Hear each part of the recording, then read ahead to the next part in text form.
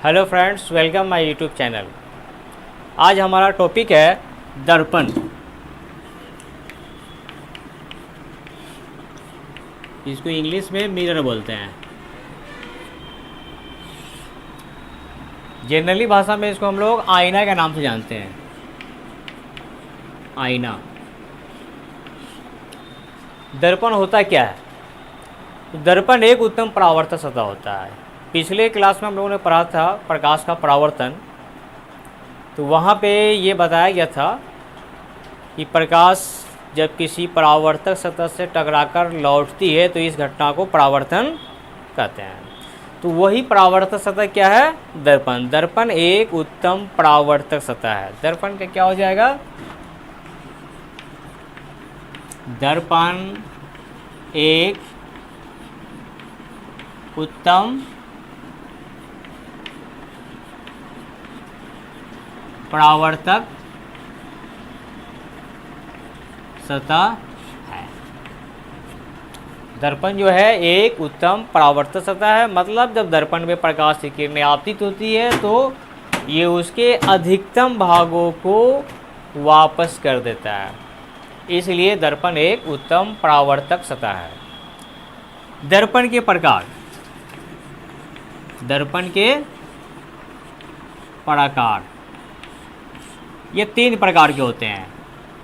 एक समतल दर्पण। समतल दर्पण मतलब प्लेन मिरर।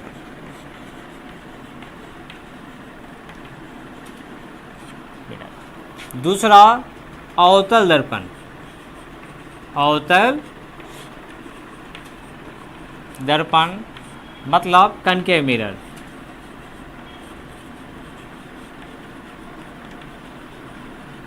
और तीसरा हो जाएगा उत्तल दर्पण मतलब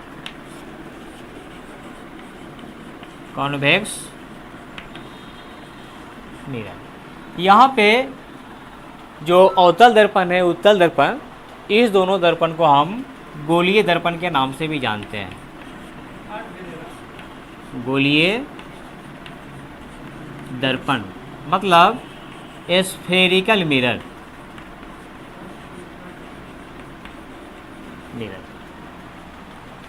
अब एक एक करके दर्पण पे देखते हैं। जैसे पहला समतल दर्पण क्या है?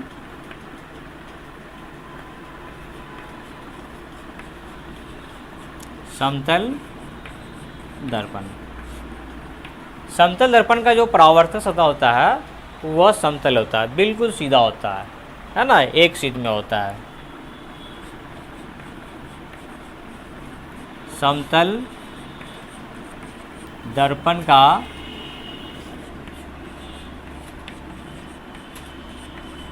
परावर्तक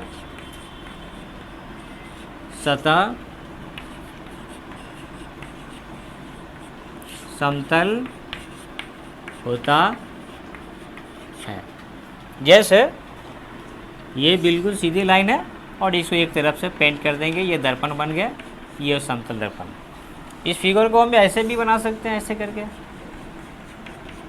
इसकी जो परावर्तक सतह है, ये सतह ही परावर्तक सतह हो जाएंगे, इसके ये सतह ही क्या हो जाएंगे? परावर्तक सतह हो जाएंगे। तो चूंकि ये बिल्कुल सीधी है, समतल है, इसलिए इस दर्पण को हम लोग समतल दर्पण मतलब प्लेन मिरर के नाम से जानते हैं। 2 नंबर है ना।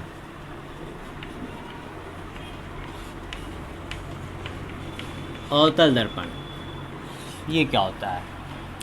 अवतल दर्पण का जो परावर्तक सतह होता है वह अंदर की ओर थोड़ा सा कर्व होता है, मतलब अंदर की ओर थोड़ा सा धंसा होता है। जैसे ये हमारे हाथ है ना, तो इसके बीच वाले भाग थोड़ा सा अंदर की तरफ है, साइड वाले की अपेक्षा बीच वाले भाग क्या थोड़ा सा अंदर की तरफ है।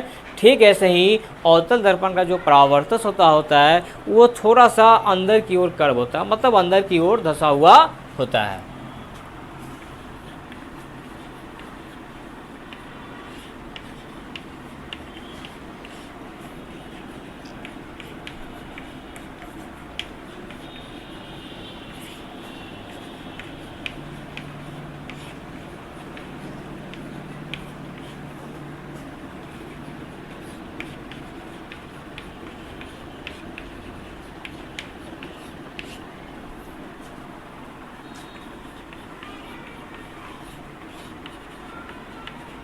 जैसे इस हिसाब से बनाएंगे।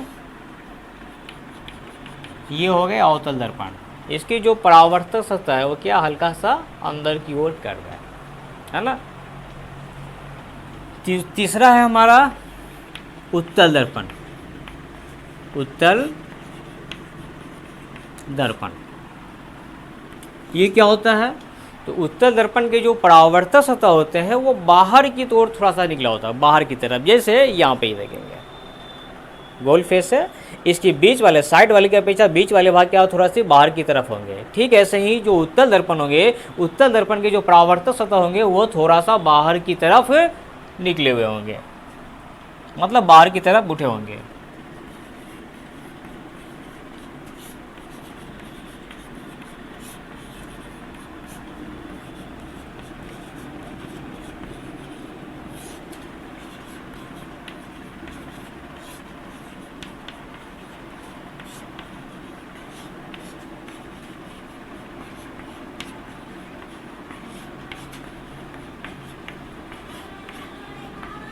बाहर की ओर उठी होती है, जैसे ये।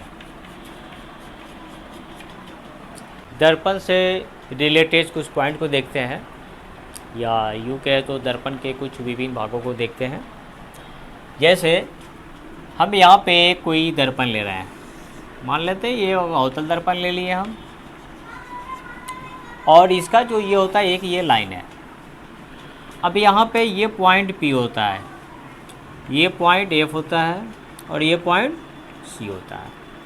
इसमें F और ये P दोनों के बीच में जो डिस्टेंस होता है उसको स्मॉल f से डिनोट करते हैं, और ये जो C पॉइंट है और ये P, इस दोनों के बीच में जो डिस्टेंस है इसको स्मॉल r से हम डिनोट करते हैं। अभी क्या है, P का मतलब होता है पोल, P का मतलब होता है पोल, मतलब ध्रुव। P का मतलब पोल, मतलब ध्रुव हो गए।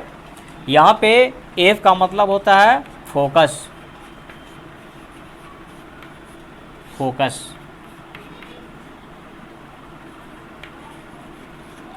और इस C का मतलब होता है सेंटर ऑफ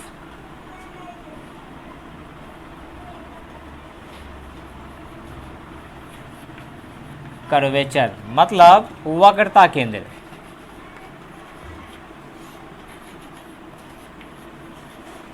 वक्रता केंद्र। इसमें स्मॉल f है, स्मॉल f का मतलब होता है फोकल लेंथ, मतलब फोकस दूरी।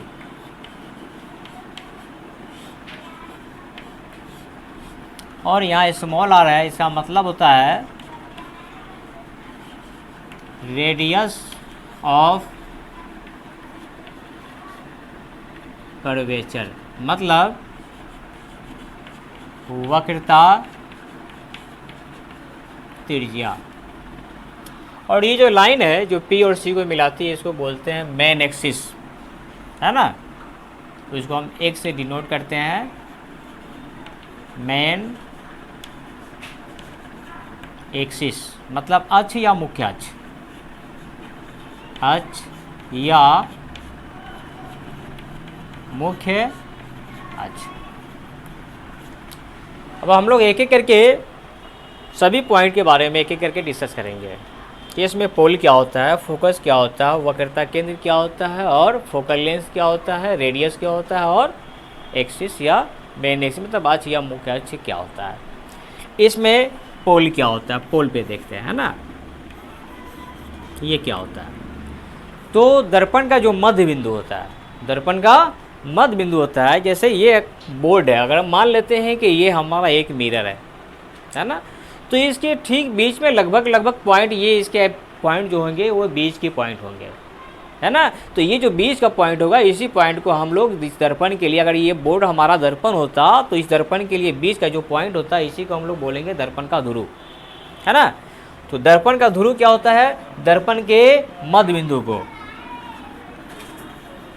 दर्पण के मध्य बिंदु को दर्पण का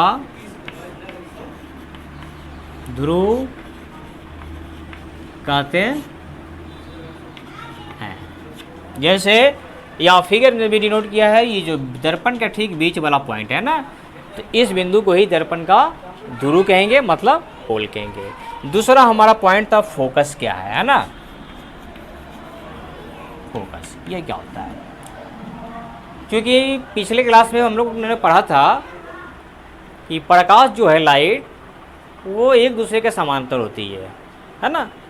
तो जब ये समांतर जो प्रकाश होती है वो दर्पण से परावर्तन के बाद अगर एक बिंदु पे मिल जाती है, जैसे अवतल दर्पण होगा तो वहाँ पे मिल जाएंगे, उत्तल होगा तो वहाँ पे मिलती हुई प्रतीत होती है। और जिस बिंदु पे वो एक दूसरे से मिलती या मिलती हुई प्रतीत होती है, उस बिंदु को हम लोग दर्पण के लिए फोकस नाम देंगे। जैसे यहाँ पे देखते हैं, प्रकाश की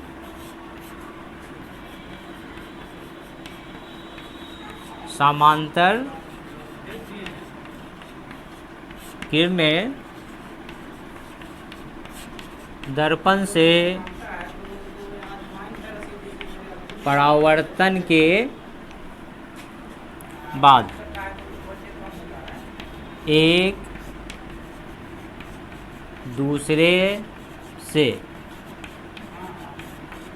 जिस बिंदु पर मिलती है या मिलती हुई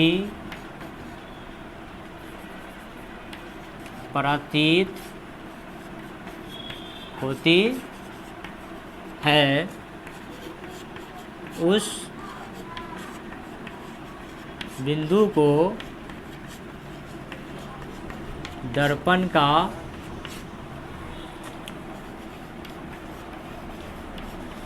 फोकस कहते हैं। इसके लिए हम यहाँ पे देखेंगे, जैसे अगर यहाँ पे अवतल दर्पण है ये, तो ये क्या, प्रकाश की सभी किरणें क्या हो रही है, एक दूसरे के समानांतर आ रही है।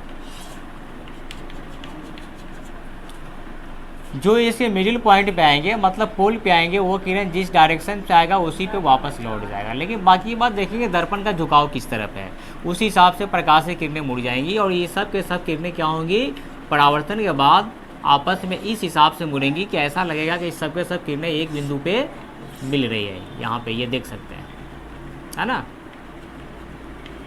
ये जो बिंदु है यही क्या हो गया, दर्पण के लिए फोकस हो गया, अवतल के लिए। यहाँ पे मैंने लिखा है मिलती हुई प्रतीत होती है।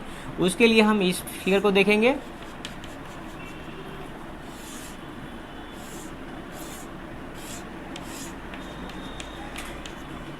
फिर यहाँ पे जो पोल पे होंगे वह उसी डायरेक्शन में वापस लौट जाएंगे, है ना। बाकी बात किरणें इस हिसाब से मतलब रिटर्न होंगी कि ऐसा लगेगा कि वो सब के सब एक बिंदु पे जा रही हो। जैसे पीछे की ओर बढ़ा के देखेंगे इन किरणों को तो क्या लगेगा कि एक बिंदु पे मिल रही है, मिलती नहीं मिल रही है। इसी चीज़ को मैंने डेफिनेशन में लिखा, क्या है, प्रकाश की समांतर किरणें दर्पण से परावर्तन के बाद एक दूसरे से जिस बिंदु पे मिलती है, यहाँ पे मिल रही है या मिलती हुई प्रतीत होती है, यहाँ पे मिलती हुई प्रतीत हो रही है, तो इस बिंदु को हम लोग दर्पण का फोकस कहेंगे। इसके साथ अगले पॉइंट की तरफ चलते हैं।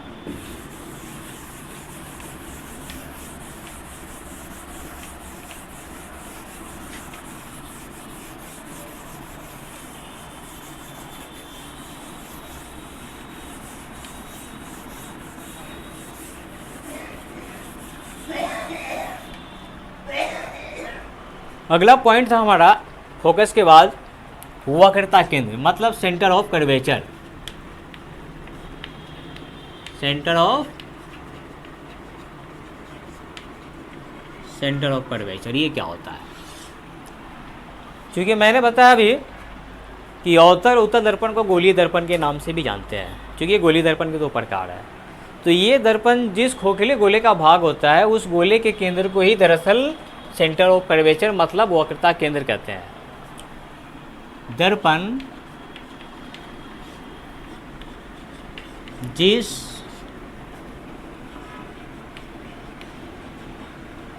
खोखले गोले का भाग होता है उस गोले के केंद्र को वक्रता केंद्र कहते हैं। जैसे अगर ये कोई खोखला गोला है और इस गोले का ये सेंटर है, केंद्र है, और ये इसकी रेडियस है। अगर इसको हम यहाँ और यहाँ से काट लेते हैं तो हमारा ये भाग मिलता है ना, ये भाग मिलता है। और इसको हम इस तरफ से पेंट कर देंगे तो हमारा अवतल दर्पण बनता है। तो इस गोले का जो ये केंद्र है, यही केंद्र इस दर्पण के लिए क्या कहलाएगी? वक्रता केंद्र, मतलब सेंटर ऑफ कर्वेचर कराएगी। अगर हम इसको यहाँ से और फिर इसको काट के हम ऐसे करते तो हमको ये मतलब ये वाला पॉइंट मिलता है। और इसको हम अगर अंदर से ये पेंट कर देते हैं तो ये हमको कौन सा दर्पण मिल गया? उत्तल दर्पण, है ना। तो यहाँ देखते हैं कि दर्पण, ये दर्पण जिस खोखले गोले का भाग है, इस गोले का केंद्र ही इस दर्पण के लिए क्या है? वक्रता केंद्र है, मतलब सेंटर ऑफ कर्वेचर है। अगले पॉइंट हमारा था फोकल लेंथ। फोकल लेंथ ये क्या होता है? जैसे फिगर में देखे थे क्या, ध्रुव, दर्पण का जो ध्रुव होता है और फोकस जो भी मैंने हम लोगों ने देखा, दोनों के बीच के डिस्टेंस को हम लोग क्या बोलेंगे? Focal length. मतलब दर्पण के ध्रुव एवं फोकस के बीच की दूरी को दर्पण का फोकस दूरी कहते हैं, है ना। जैसे ये है ना, यहाँ पे अगर फोकस है और यहाँ पे इसकी पोल है तो दोनों के बीच की जो डिस्टेंस है यही क्या है? फोकल लेंथ है। अगला हमारा पॉइंट है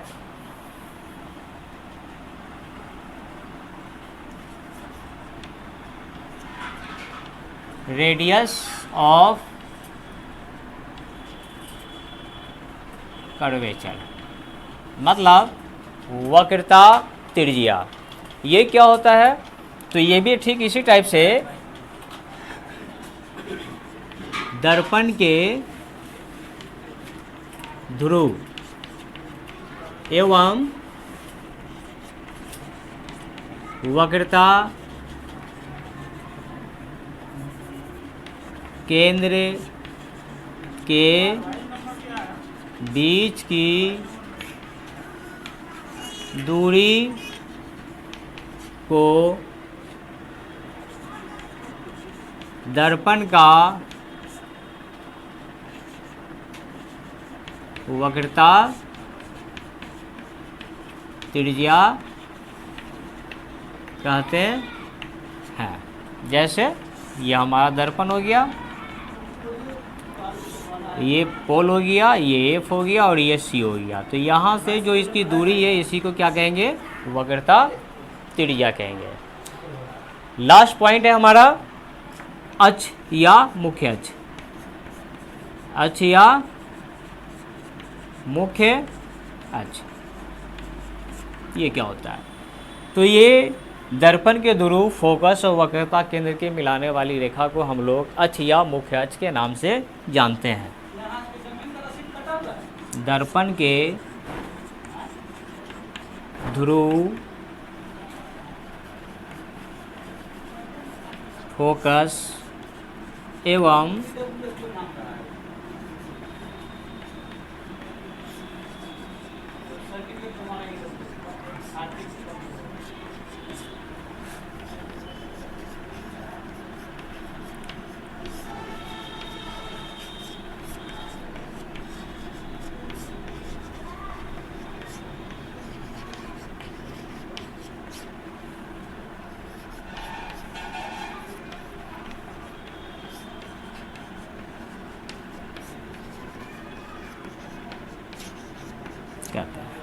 मतलब दर्पण के ध्रुव, फोकस और वक्रता केंद्र को मिलाने वाली रेखा को दर्पण का अक्ष या मुख्य अक्ष कहते हैं।